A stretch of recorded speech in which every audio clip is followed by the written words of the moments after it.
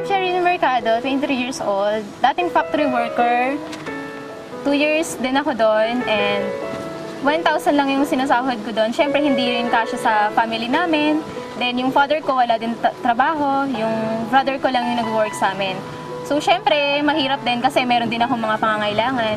Nakita namin si V-Mobile sa Facebook. Tinag ni Sir Ramil sa friend ng boyfriend ko. Then, siya yung nakakita nun. Hindi ako business-minded. Ayoko rin nung nagsasalita sa mga tao. So, mahihain talaga ako. And, nung una, naisip ko na yung business na yun, ng V-Mobile, hindi pa ako kasali, ginagamit ko na yung product natin. Nag-start ako, naglo-loading ako nun, so nag-enjoy ako sa paglo-load. Okay na sa akin yung may part-time na discount. So, noong una, syempre naisip ko na hindi ako kontento sa discount lang. So, tinanong ko nun si Kuya Ramil na kung paano niya ginagawa yung business. So, binigyan naman niya ako ng advice. Sinunod ko lang yung advice niya. Then, nag-start na ako. Talagang tinutukan ko na yung V-Mobile.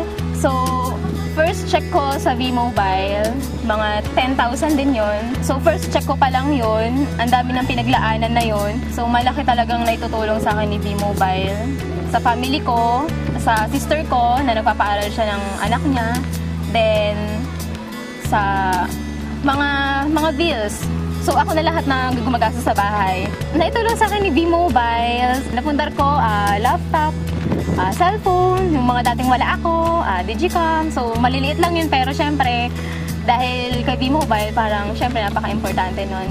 Tsaka, yung sa araw-araw namin, syempre hindi na mahirapan yung parents ko na humiram ng pera sa ibang tao, na umutang.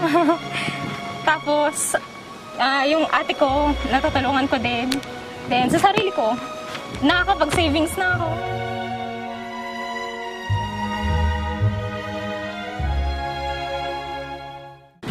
Ma-advise ko lang sa mga gustong sumali. Sumubok lang din kami.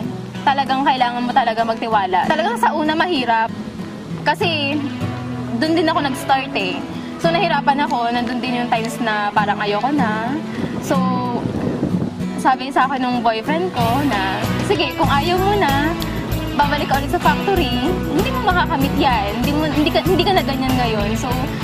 So ako, syempre, parang gusto ko na umahon sa kahirapan. Tinuloy-tuloy ko lang din. Tsaka wala naman pong mawawala kung tuloy-tuloy mo lang yung business mo ngayon.